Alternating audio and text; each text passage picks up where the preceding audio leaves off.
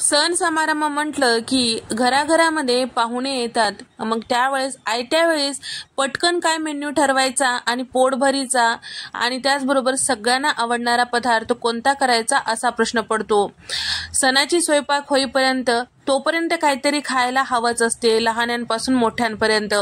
तर त्यावेळेस तुम्ही जास्त प्रमाणात जरी करायचं असेल तर हा मेन्यू ठरवू शकता। मस्त असा ताज्या वाटणातील पुलाव आणि सोबतच बटाट्याची रस्सा भाजी। तर ताजा वाटण करण्यासाठी इथे मी मिक्सरच्या भांड्यामध्ये 2 चमचे इतकं सुकं खोबरं बारीक असं घेतलेलं आहे। 8 ते 10 इथे मी हिरव्या मिरच्या, 8 ते 10 लसूण पाकळ्या टाकून घेतलेला आहे आणि 2 इंचाचा आलं टाकून घेतलेला आहे। अर्धा चमचा काळी मिरी, 3 ते 4 लवंगा टाकून घेतलेला आहे। मिक्सरला छान असं बारीक फिरून घ्यायचं आहे। फोडणीतच आपल्याला काही खडे मसाले टाकायचे आहे। तर इथे मी प्लेटमध्ये घेतलेला आहे 3 तमालपत्र, 1 चक्री फूल, 3 हिरव्या वेलच्या, 2 दालचिनीचे तुकडे आणि 1 चमचा शहाजिरा, 1 चमचा जिरे घेतलेला आहे। आता हे खडे मसाले आपल्याला फोडणीत वापरायचे आहेत। तर आपल्याला पटकन बनवायचं आहे आणि जास्त प्रमाणात बनवायचं असेल तर कुकरचा नक्की वापर करा, म्हणजे जास्त वेळ बघत बसायची गरज पडत नाही।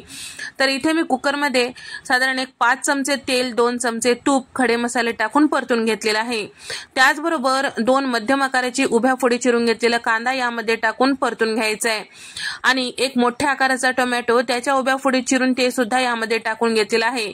पाव कप इथे मी बटाट्याच्या फोडी टाकून घेतलेल्या आहेत, साल काढून मोठ्या फोडी चिरून घेतलेला आहे आणि सोबतच इथे मी मुठभर इतकं पांढरा वाटाणा टाकून घेतलेला आहे। 8 ते 10 कढीपत्त्याची पानं टाकून घेतलेले आहे, बारीक असं चिरून घेतलेलं गाजराच्या फोडी टाकून घेतलेल्या आहे आणि सोबतच इथे मी मुठभर इतकं फ्रोझन मटार सुद्धा टाकून घेतलेलं आहे आणि त्याचबरोबर तयार करून घेतलेलं जे वाटण आहे ते सुद्धा यामध्ये टाकून घेतलेलं आहे।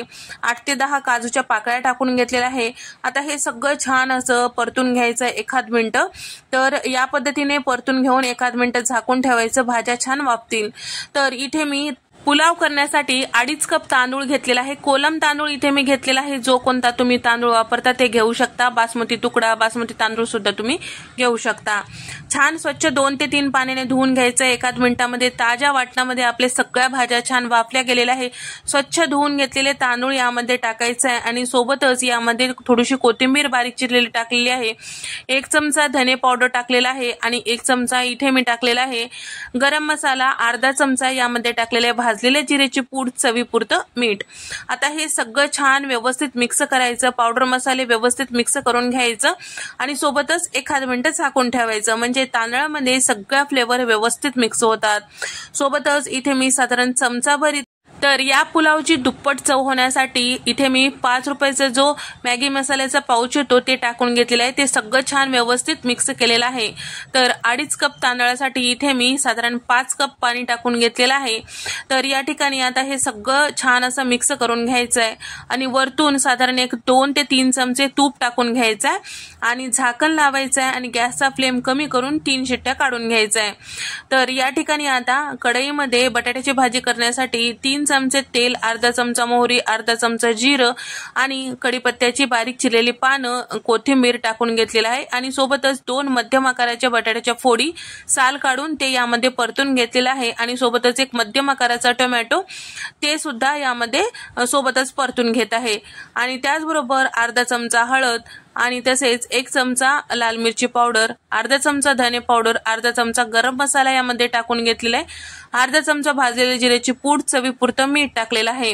पावडर मसाले सुद्धा सोबतच छान व्यवस्थित मिक्स करायचे, करपू द्यायचं नाही, फक्त यामध्ये मिक्स करायचं। 1 मोठा चमचा आलं लसणाची इथे मी जाडसर कुटलेलं पेस्ट टाकून घेतलेलं आहे। ओबडधोबड असं कुटलं की भाजीला छान चव येते। चमचाभर इतकं इथे मी सुकं खोबरं टाकून घेतलेलं आहे। 2 चमचे इथे मी बारीक शेंगदाण्याचा कूट टाकून घेतलेला आहे। सगळं छान व्यवस्थित मिक्स करायचं। 1 अर्ध्या मिनिटासाठी झाकून सगळे मसाले व्यवस्थित यामध्ये मिक्स होईल इतपत आपल्याला वाफून घ्यायचंय। त्यानंतर तेल साईडला सुटू लागलं की यामध्ये भरपूर पाणी टाकायचं आहे। साधारण 1 मोठा तांब्या इतकं मी पाणी टाकून घेतलेलं आहे। यासोबत खाण्यासाठी मस्त रसरशीत असा भाजी असायला पाहिजे, तरच चवीला मस्त तर त्याचबरोबर इथे मी थोडीशी कोथिंबीर टाकून घेतलेली आहे, एक मॅगी मसाल्याचा पाऊच यामध्ये टाकून घेतलेला आहे, त्याने आपल्या भाजीला आणखीन चव छान येते। आता बटाट्याच्या फोडी नरम होईपर्यंत तेल साईडला सुटेपर्यंत कमी गॅसवर आपल्याला शिजवून घ्यायचं आहे। इथे आपल्या कुकरच्या शिट्ट्या झालेल्या आहेत आणि त्याचबरोबर सोबतच इथे मी साधारण 1 चमचाभर साखर सुद्धा भाजीमध्ये टाकून घेतलेला आहे आणि हे बटाट्याच्या फोडी छान असं वाफल्या गेलेल्या होत्या आधीच तेलामध्ये। आता इथे मी काट्याच्या चमच्याने बटाट्याच्या फोडी थोडंसं मॅश करून घेतलेलं आहे, भाजीला छान दाटसरपणा येतो। थोडीशी अशी रसरशीत भाजी असेल तरच भातासोबत खायला खमंग लागते। आता इथे कुकरच्या शिट्ट्या झालेल्या आहेत, थंड झाल्यानंतर तुम्ही बघू शकता मस्त साध्या सोप्या वाटणातील हे पुलाव तयार झालेला आहे। मी घेतलेल्या प्रमाणानुसार साधारण 6 ते 7 माणसांना एक वेळेस पुरी होईल इतकं आपला पुलाव तयार होतो। आता हे दिसायला आणखीन सुंदर दिसण्यासाठी मी थोडंसं फूड कलर यावर टाकून घेत आहे, ते पूर्णपणे ऑप्शनल आहे। तर चिमूटभर इतकं हिरवा रंग टाकून घेतलेला आहे, चिमूटभर इतकं इथे मी ऑरेंज फूड कलर टाकून घेतलेला आहे। मिक्स करून घ्यायचं आहे म्हणजे एखाद दुसरा दाना हिरवा कलर आणि ऑरेंज कलर येतो, त्याने दिसायलाही मस्त दिसते। तर इथे आपला मस्त असा पुलाव तयार झालेला आहे आणि सोबतच आपली बटाट्याची भाजी सुद्धा तयार झालेली आहे। तर या पद्धतीने कॉम्बिनेशन करून एकदा नक्की करून पहा, जास्त प्रमाणात जरी करायचं असेल तरी तुम्हाला सोपं पडेल। नेहमीची खिचडी नको असेल, जास्त प्रमाणात काही बनवायचं असेल तर असा कॉम्बिनेशन करून तुम्ही बनवू शकता। तर हा पदार्थ तुम्हाला आवडला असेल तर व्हिडिओला लाईक करा, शेअर करा आणि सबस्क्राईब करायला मात्र विसरू नका। नंतरच्या रेसिपीमध्ये आपण भेट देऊया, तोपर्यंत नमस्कार, बाय।